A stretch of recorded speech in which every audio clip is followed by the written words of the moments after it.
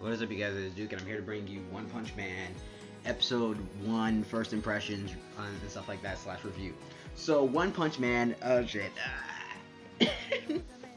But One Punch Man, it's awesome. It's awesome. I read the manga and stuff like that. I'm not gonna review the manga because the manga, the manga comes out like on different sets. Like sometimes it could be 1 month, 2 months, sometimes even 3 months. A manga chapter would come out, and not only that, but the manga it's very for a monthly to bi-monthly series. It is very slow paced, so that's why I don't I still keep up with the manga, but like it's very slow paced, and then you have to like go back read a couple chapters because sometimes it comes out like bi-monthly, and in some of the pages like are just straight up artwork. That's it, and no story progression whatsoever. So, yeah, so I'm not gonna review the manga because it's just really that's just the artwork is beautiful. Don't get me wrong, but the artwork and the action of the manga is beautiful. But don't get me wrong, too slow paced, man. Too slow paced, and I can't just review like fucking 4 pages, fucking 4 pages, or just but whatever. Anywho, One Punch Man. It was done by Studio Madhouse. The art and animation is just freaking beautiful, man. It's just beautiful. Um, well, here's the thing. It's beautiful, but at the same time, it's extremely rough on some scenes as well. For example, I'll go by it as I'm explaining the episode. So, the story of One Punch Man is basically about this guy named Saitama who's very overpowered, and basically he always gets bored with his battles. That now he just he used to be like this deadbeat who was like looking for a job and stuff like that, and one day he meets this crab man who was looking for a little kid he was looking to kill a little kid because this little kid drew on his face while he was sleeping on the park bench, and this little kid had like a freaking butt chin, and I'm like, yo. And Saitama meets the little kid and stuff like that, and the Crabman tries to kill him, but Saitama's like, oh shit, I can't let this kid die. And Saitama, he had the eyes of a dead man. And so Saitama saves the kid, and he kills the Crabman, and Saitama, he actually had a fire in his eyes, and he remembered that he wanted to become a hero when he was younger. And so Saitama decided to train for 3 years straight. And through that time, he lost all of his hair, and he just began completely, was just completely bald, and then he just, gained like an unmeasurable amount of power. And when Saitama now, like every time he goes into a battle or something like that, he just finds it extremely boring because he always ends it off in one punch. Like when Vaccine Man showed up, he's like, and Vaccine Man showing up was like really epic. He was like, yeah, and then he just starts destroying the city and everything. And he was about to like kill this little girl, and then Saitama saves her, and he's like, I'm just a hero for fun. And Vaccine Man like, what the hell kind of freaking backstory is that? I'm Vaccine Man. This thanks to you humans polluting the freaking Earth. The Earth created me so I can eradicate you humans, so I can save the Great Mother Earth. And then Vaccine Man like in his first form, he looked dead on like Piccolo, but with freaking 2 antennas. Well, Piccolo did have 2 antennas, but like 2 supersized antennas there, and their antennas were actually straight. Piccolo, and he was purple, so he just looked like a more buffed up version of Piccolo from Dragon Ball Z. And then he transforms into this giant monster, and Saitama's like, one punch, and he's like, shit, it ended in one punch. And then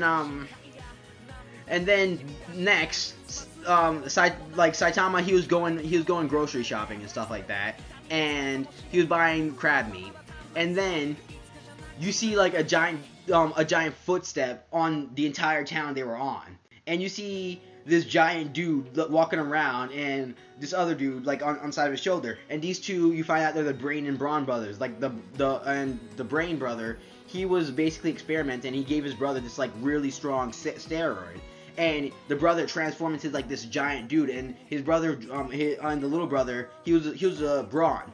He always dreamt of becoming the strongest person. And now that he finally achieved his dream, nothing can stop him, and he like shows off his power. He with just like one wave of his hand, he just annihilated an entire town. And so then Saitama appears on the shoulder saying, "Oh, you're the strongest?" And Saitama's like freaking happy, like, "Oh shit, this might be the opponent." And then his brother's like, "Yo, bro, kill him." And he's like, "Yeah, kill the guy on your shoulder." And then the brother like crushes his own brother, his own older brother, and then he's like, "Nissan, how could this happen? What's going on?" And then this is like where the artwork got like really like rough dynamic and everything. Like, he's like, "Yo, this is all your fault." And then he grabs Saitama, slams him into a freaking building, like a skyscraper, and then he jumps and like stomps on Saitama, and he's like, "Behold the power of the strongest." And then just start like freaking doing like a Gatling at freaking Saitama, and you just see this giant crater. And like that entire part was like very like rough animation, rough artwork, and very dynamic. You could just feel the intensity of it. You could just feel the intensity of it. And then Saitama was like, "Yeah," and then the Braun brother was like, "I'm the strongest, but somehow this just feels empty." And you see a tear coming out of that, and Saitama was like, "Yeah," and then he flies up to him, and this part was also rough. And Saitama like punches him in the face, and he just went night. You just see like the piece of his jaw just like the piece of his head and jaw just like crack completely, and he just falls and and his entire body like destroys F City. I believe it was F City, and it was like, wow, like just yo. So then Saitama heads home. He goes to bed and stuff like that, and then the next morning, Saitama is like immediately attacked by these guys called the Subterranean, and these guys apparently wiped out 70% of humanity already. And he's like, "Yeah, you're the first one to actually survive by taking a single punch from us." And Saitama, then he's like, "Oh shit, this is what I've been looking for." And then he destroys one of them, and he's like, "Bring it on, Subterraneans." And then they just begin doing this epic battle. And during the battle, it fluctuated from both like very smooth animation to very rough animation at the same time, and it was really awesome, and it was just epic as hell. And like the entire scene alone, like the entire battle versus Saitama and the Subterraneans was like the best part of the episode alone from an action standpoint. And when it came to like the rough art animation, it was just there. Same with this, and they also like coincide with the smooth animation as well on some, and it was just pretty epic. It was just like really good. And they used some CG like after Saitama gets hit by one of the Subterranean, and it like turned into like this massive explosion. And when Saitama was coming out saying, "Yeah, I'm just a hero for fun, and I'll protect the surface and everything," like they used like some CG when Saitama is walking through the debris and everything, and then you just see that epic scene where Saitama is just taking on all of them, and then Saitama beats all of them, and then the Subterranean King shows up, and that was like some freaking good artwork right there. Like that was some freaking good artwork right there. And then Saitama goes at him. He's like, "Yeah, this is what I've been looking for." And then expectation, reality. And then Saitama, he actually wakes up and smashes his alarm clock. He's like, "Oh shit, that was a dream." And then he hears like, "Oh, the Subterranean King." And you see the Subterranean King looking like a freaking small fry. And then Saitama jumps out and he kicks the Subterranean King in the head. He's like, "Yo, bring it on! This is the fight I've been looking for." But no, they just freaking easily surrendered. Saitama was like, "Oh man." But then the episode's, and then that's when the episode ends. And then we see a next scene for after the credits where we see like these dead cows, and which appear to have like the blood sucked out of them, like a vampire did it. And you see Genos saying, "All right," and looking at the city where Saitama lives. I believe what was the city's name again?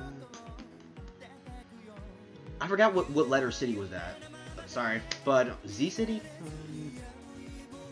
Anywho, overall, this episode and One Punch Man itself was just freaking great. It was just great. It was just freaking great. The art and animation was freaking awesome. It was just on point. It was awesome. Like, it was very dynamic on a lot of scenes. Like, on a lot of scenes when it came to the Brain and Braun brothers, when it came to the Subterraneans, on some like on like the beginning portion of the Subterraneans and stuff like that when they were battling on the highway, on the freeway highway area, whatever. But when they were battling around that section, it was very dynamic.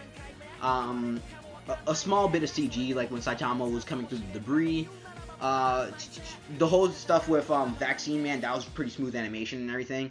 So honestly, that was, and oh, I love the freaking opening. I really love the opening. The opening was awesome. The opening was beautiful, man. I really loved the opening and the song. That was awesome. That was awesome. But anywho, overall, One Punch Man, yo. Yo, it was freaking great. It was great. It was freaking great. It was a very nice treat. I really did enjoy it. So, and honestly, and when it comes to Studio Madhouse, sometimes I really don't like Studio Madhouse's soundtrack, and sometimes it doesn't really roll with me because honestly, I think when you compare it to other studios OSTs and stuff like that, like A1 Pictures and I know some people are gonna get angry when I say this, Toei Animation, because I know Toei Animation's animation, but they do have really good OSTs.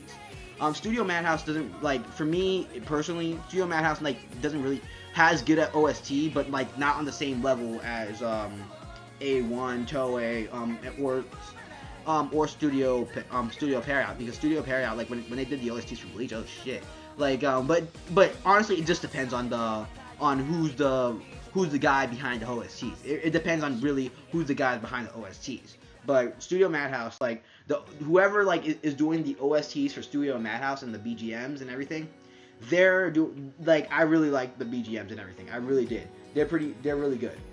So honestly, that's pretty much it for this first impressions video / review. Tell me what you guys thought. Like, comment, subscribe, and I'm Duke. Have a good day, people.